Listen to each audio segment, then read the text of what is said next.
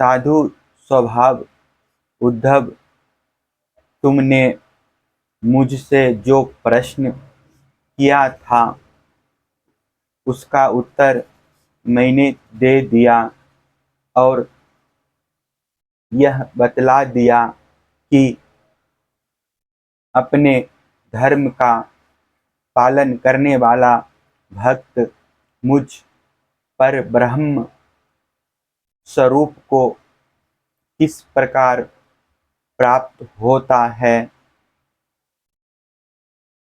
भक्ति, ज्ञान और यम नियम आदि साधनों का वर्णन।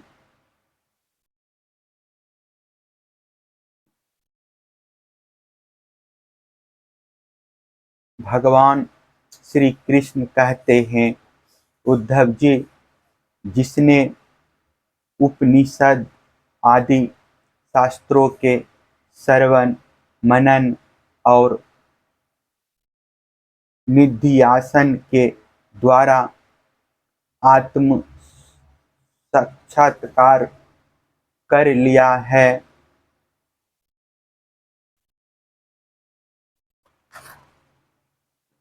जो क्षत्रिय एवं ब्रह्मनिष्ठ है, जिसका निश्चय केवल युक्तियों और अनुमानों पर ही निर्भर नहीं करता। दूसरे शब्दों में, जो केवल परोक्ष ज्ञानी नहीं है, वह यह जानकर कि संपूर्ण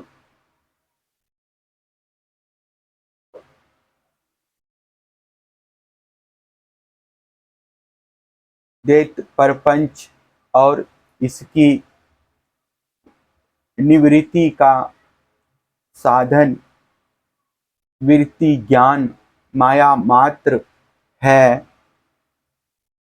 उन्हें मुझ में लीन कर दे। वे दोनों ही मुझ आत्मा में अध्यस्त है, ऐसा जान ले। ज्ञानी पुरुष का अभीष्ट पदार्थ मैं ही हूँ। उसके साधन साध्य स्वर्ग और अपर्ग भी मैं ही हूँ। मेरे अतिरिक्त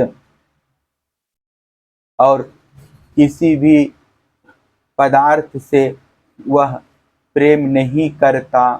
जो ज्ञान और विज्ञान से संपन्न सिद्ध पुरुष हैं, वे ही मेरे वास्तविक स्वरूप को जानते हैं। इसलिए ज्ञानी पुरुष मुझे सबसे प्रिय है।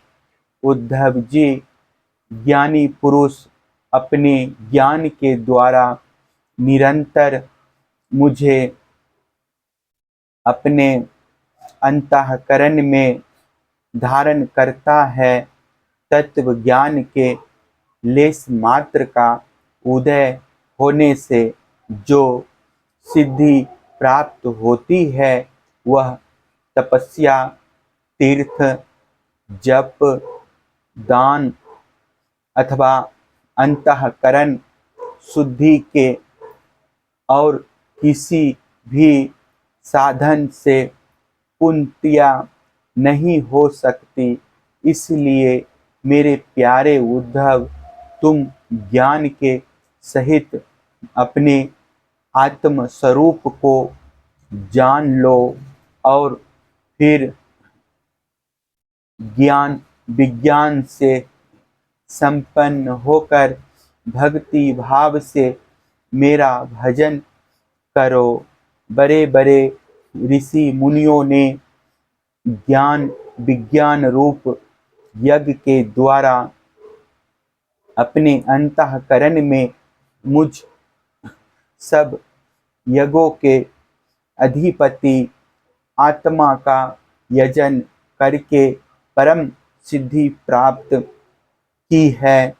उद्धव आध्यात्मिक, अधिदैविक और अधिभौतिक इन तीन विकारों की समष्टि ही शरीर है और वह सर्वथा तुम्हारे आश्रित है।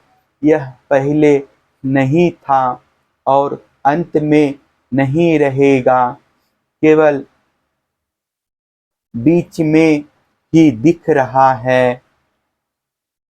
इसलिए इसे जादू के खेल के समान माया ही समझना चाहिए। इसके जो जन्मना, रहना, बढ़ना, बदलना, घटना और नष्ट होना, ये 6 भाव विकार हैं। इनसे तुम्हारा कोई संबंध नहीं है। यही नहीं, ये विकार उसके भी नहीं है, क्योंकि वह स्वयं असत्य है। असत्य वस्तु तो पहले नहीं थी, बाद में भी नहीं रहेगी, इसलिए बीच में भी उसका कोई अस्तित्व नहीं होता। उद्धव जी ने कहा, विश्वरूप परमात्मन आप ही विश्व के स्वामी हैं। आपका यह वैराग्य और विज्ञान से युक्त सनातन एवं विशुद्ध ज्ञान जिस प्रकार शुद्ध हो जाए, उसी प्रकार मुझे स्पष्ट करके समझाइए और उस अपने भक्ति योग का भी वर्णन कीजिए, जिसे ब्रह्मा आदि महापुरुष भी ढूंढा करते हैं। मेरे स्वामी, जो पुरुष इस संसार के विकट मार्ग में तीनों तापों के थफेरे खा रहे हैं और भीतर बाहर जल भून रहे हैं, उनके लिए आपके अमृतवर्षीय युगल चरणारविंदों की छत्र छाया के अतिरिक्त और कोई भी आश्रय नहीं दिखता। महाअनुभव आपका यह अपना सेवक अंधेरे कुएं में पड़ा हुआ है। काल रूपी सर्प ने इसे डस रखा है, फिर भी विषयों के क्षुद्र सुख भोगों की तीव्र तृष्णा मिटती नहीं, बढ़ती ही जा रही है। आप कृपा करके इसका उद्धार कीजिए और इससे मुक्त करने वाली वाणी की सुधाधार से इसे साराबोर कर दीजिए। भगवान श्री कृष्ण ने कहा, उद्धव जी, जो प्रश्न तुमने मुझसे किया है, यही प्रश्न धर्मराज युधिष्ठिर ने धार्मिक शिरोमणि भीष्म पितामह से किया था। उस समय हम सभी लोग वहाँ विद्वान थे। जब भारतीय महायुद्ध समाप्त हो चुका था और धर्मराज युधिष्ठिर अपने स्वजन संबंधियों के संहार से शोक विहल हो रहे थे, तब उन्होंने भीष्म पितामह से बहुत से धर्मों का विवरण सुनने के पश्चात मोक्ष के साधनों के संबंध में प्रश्न किया था।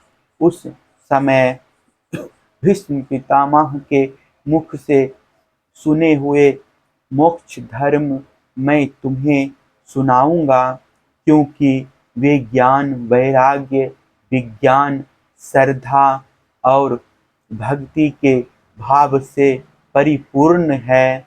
उद्धव जी, जिस ज्ञान से प्रकृति, पुरुष, महातत्व, अहंकार और पंच तन्मात्रा, ये 9 5 ज्ञान इंद्रियां, 5 कर्म इंद्रियां और एक मन, ये 11, 5 महाभूत और 3 गुण, अर्थात इन 28 तत्वों को ब्रह्मा से लेकर त्रिना तक संपूर्ण कार्यों में देखा जाता है और इनमें भी एक परमात्म तत्व को अनुगत रूप से देखा जाता है, वह परोक्ष ज्ञान है, ऐसा मेरा निश्चय है।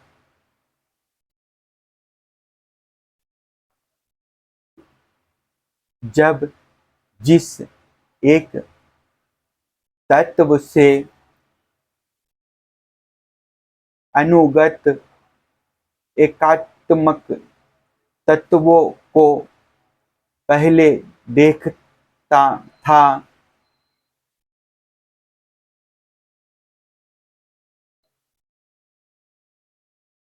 उनको पहले के समान ना देखे।